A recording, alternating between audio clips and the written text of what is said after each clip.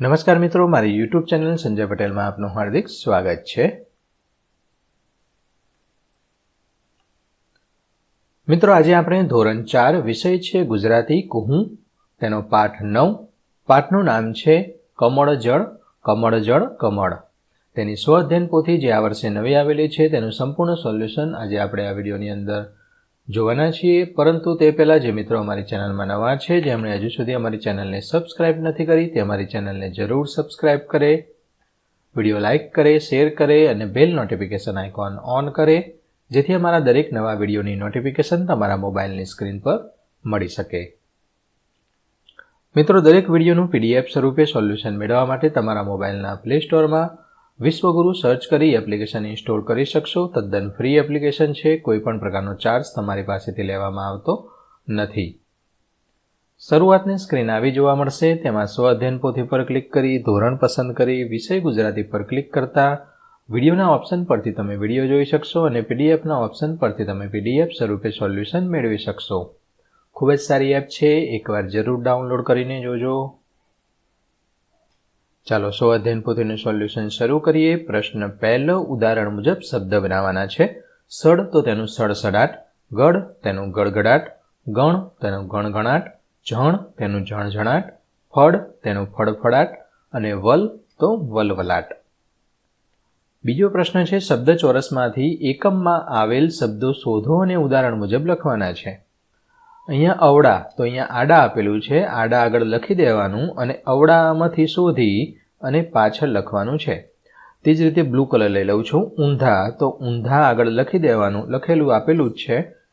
ઊંધા સવડા, તો અહીંયા સવડા અહીંયા કરેલું છે। તે જ રીતે ડાળી, દાળી તો ઠૂંઠા, લાંબા ટૂંકા, વાંકા ચૂંકા। આ રીતે તમારે પ્રાસ બેસતા શબ્દો કોષ્ટકમાંથી શોધી અને લખવાના છે। પ્રશ્ન 3, લાગુ ન પડતો શબ્દ ચેકી વાક્ય ફરીથી લખવાનું છે। તો ગામના છોકરાઓ દરરોજ, આ ક્યારેક છે એ ચેકી દેવાનું છે, તમારે ચેકવાનું છે। અને આ બાકીનું જે છે, ઓકે, આ જે આ બાકીનું જે વધ્યું છે એ નીચે અહીંયા જગ્યા આપેલી છે એમાં લખી દેવાનું છે। અહીંયા ગાયો ચરાવવા, ફરવા નહીં, ચરાવવા જતા હતા, ફરવા ચેકી દેવાનું છે। અહીંયા જમતી ચેકી દેવાનું છે અને કાલીય નાગ રાખવાનું છે, અજગર ચેકી દેવાનું છે। બાકી જે આટલું વધ્યું છે, મેં અંડરલાઈન કરી છે, એટલું તમારે અહીંયા નીચે લખી દેવાનું છે। ત્રીજો પ્રશ્ન છે, એની અંદર સાથીદારો ચેકી દેવાનું છે અને અહીંયા અંદર બાર ચેકી દેવાનું છે। અહીંયા ધીમેથી ચેકી દેવાનું છે અને પડી ચેકી દેવાનું છે। બલભદ્રે ચેકી દેવાનું છે અને નડિયા ચેકી દેવાનું છે। બાકીનું છે એ નીચે જગ્યા આપી આમાં લખી દેવાનું છે। ચોથો પ્રશ્ન, આડા અવડા અને ભેગા થઈ ગયેલા વાક્યોને છૂટા પાડીને લખવાનું છે। તો અહીંયા જે આડા અવડાને છૂટા પાડીને લખવાનું હતું, તો અહીંયા આડું અવડું આપેલું છે, એમાંથી 2 વાક્યો બનશે। ગોપીઓ ખોટું બોલે છે માં, પૂછ મોટા ભાઈને, તો આ રીતે તમારે લખવાનું છે। બીજાની અંદર, હું વળી માખણની ચોરી કરું, તું સાવ ભોળી છે। ત્રીજાની અંદર, આવવા દે એ બધી કાબરોને, એમ વાત છે। બધા મિત્રો ચિંતાતુર થઈ ગયા, હવે શું થશે? પાંચમું, અરે મારી માડી, ફરીથી ફરિયાદ આવી।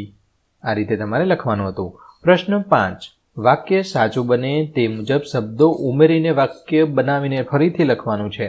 અહીંયા મનીષા ફરવા ગઈ, તો મનીષા આ બગીચામાં નવું ઉમેરેલું છે અને ફરવા ગઈ, આટલું, ઓકે। અહીંયા વચ્ચે બગીચામાં ઉમેરી દેવાનું છે।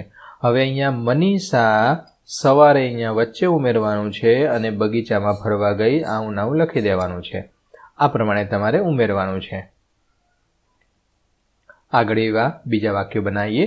અમે મેળામાં ગયા, તો અમે ગઈકાલે મેળામાં ગયા, તો અમે ગઈકાલે સાંજે મેળામાં ગયા, અહીંયા ઉમેર્યું છે। અમે ગઈકાલે બસમાં બેસીને મેળામાં ગયા અથવા સાંજે બસમાં બેસીને મેળામાં ગયા, આ રીતે પણ તમે લખી શકો। ટૂંકમાં અહીંયા 6 કરવાના છે, તો અહીંયા 1 2 3 4 5 અને 6 શબ્દો થઈ ગયા, શબ્દો છે।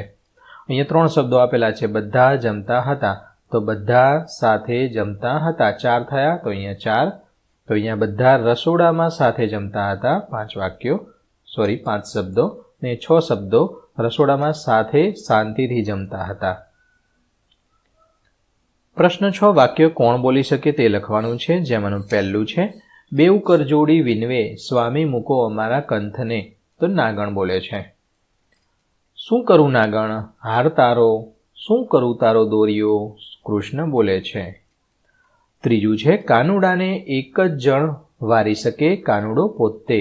તે બલભદ્ર બોલે છે. ચોથું છે, નહીં તો શું ઘરના છોકરાને ભૂખ્યા રાખવાના, કૃષ્ણ બોલે છે. અને પાંચમું છે, પેલી રમાના ઘરે સિક્કામાંથી માખણ ખાતા તને રેવાબાએ પણ જોયો હતો, યશોદા બોલે છે. પ્રશ્ન 7 કોઠામાં આપેલ ઉદાહરણ મુજબ વાક્યો બનાવીને લખવાના છે. અહીંયા ગઈકાલે, હાલ અને આવતીકાલે. ગઈકાલે એટલે ભૂતકાળ, ગઈકાલ જે ઘટના બની ગઈ છે મેચ જોવા ગઈ હતી. હાલ એટલે મેચ જોવાની ક્રિયા ચાલુ છે, મેચ જુએ છે. આવતીકાલે એટલે તે કાલે મેચ જોવા જશે, હજુ જવાનું છે. તે જ રીતે ચક્કીબેન કસરત કરતા હતા. ચક્કીબેન કસરત કરે છે, ચાલુ છે હજુ. ચક્કીબેન કાલે કસરત કરશે, હજુ કરવાના છે કાલે. ગઈકાલ માટે પાયલ રમતી હતી, હાલ માટે પાયલ રમે છે, આવતીકાલ માટે પાયલ આવતીકાલે રમશે. ગઈકાલે હું જમતો હતો, હાલ માટે હું જમું છું, આવતીકાલ માટે હું આવતીકાલે જમીશ. ઈસા ફરવા ગઈ હતી, હાલ માટે ઈસા ફરવા ગઈ છે અને આવતીકાલે ઈસા ફરવા જશે. પ્રશ્ન 8 કૌંસમાંથી શબ્દો પસંદ કરી અને ખાલી જગ્યા પૂર્ણ કરવાની છે. તો હરણ કેવું દોડતું હતું, આ કેવું. હરણી કેવી દોડતી હતી, બંધ બેસતામાંથી લેતા જવાના છે અને જવાબ મૂકતા જવાના છે. હરણા કેવા દોડતા હતા, છોકરા કેવું રમે છે. પાંચમું, છોકરી કેવી રમે છે, છોકરા કેવા રમે છે. આ પ્રમાણે તમારે લખવાના છે. પ્રશ્ન 9 પ્રશ્નોના ઉત્તર આપો. પહેલો પ્રશ્ન, નાગણ કૃષ્ણને કેમ પાછા મોકલવા માંગતી હતી. તો જો નાગણનો પતિ જાગી જશે તો તે કૃષ્ણને મારી નાખશે, આથી તે કૃષ્ણને પાછા મોકલવા માંગતી હતી. બીજું, નાગણે નાગને કેવી રીતે જગાડ્યો. નાગણે નાગના ચરણ ચાંપીને મૂછ મરડીને પ્રેમપૂર્વક જગાડ્યો. ત્રીજો પ્રશ્ન, ત્રીજા મિત્રએ કયો રસ્તો સૂચવ્યો, શા માટે. તો કાલે કાનુડો નવો દડો લેતો આવે, આ દડો ભલે કાલી નાગના ઘરે રહેતો, તેણે કૃષ્ણને કાલી નાગથી બચાવવા આ રસ્તો સૂચવ્યો. ચોથો પ્રશ્ન, કૃષ્ણ હાર લેવાની શા માટે ના પાડે છે. તો તેઓ ત્યાં ભેટ લેવા નહીં પણ કાલીય નાગને નાથવા અને યમુના નદીને ઝેર મુક્ત કરવા આવ્યા હતા. એ બોલ લેવા જવાનું હતું, દડો લેવા એ તો એક બહાનું હતું. એવી કૃષ્ણની ઘણી બધી લીલાઓ છે. પ્રશ્ન 5, જ્યારે ગાયો ચરતી હોય ત્યારે છોકરાઓ શું શું કરતા હોય છે. તો જ્યારે ગાયો ચરતી હોય ત્યારે છોકરાઓ ભેગા બેસીને વાતો કરે, ભાથું વેચીને ખાય, રમતો રમે અને મજા કરે. 10મું, અધૂરી પંક્તિ પૂર્ણ કરવાની છે. પહેલું, તારી માતાએ કેટલા જન્મ્યા તેમાં તું અડખામણો, મારી માતાઓએ બેઉ જન્મ્યા એમાં હું નટવર નાનડો. બીજું છે, નથી નાગણ હું માર્ગ ભૂલ્યો, નથી મારા વેરીએ વડાવ્યો, મથુરા નગરીમાં જુગટું રમતા નાગનું શીશ હું હાર્યો. આ પ્રમાણે અધૂરી પંક્તિ પૂર્ણ કરવાની છે. મિત્રો, આશા રાખું કે આ વિડીયો છે તેનું સોલ્યુશન તમને સારી રીતે સમજાઈ ગયું હશે. દરેક વિડીયોનું PDF સ્વરૂપે સોલ્યુશન મેળવવા વિશ્વગુરુ એપ ઇન્સ્ટોલ કરો, તદ્દન ફ્રી છે. કોઈપણ પ્રકારનો ચાર્જ તમારે એપ્લિકેશન વાપરવાનો આપવાનો નથી. ફરી મળીશું આગળના વિડીયોમાં. ત્યાં સુધી આવજો.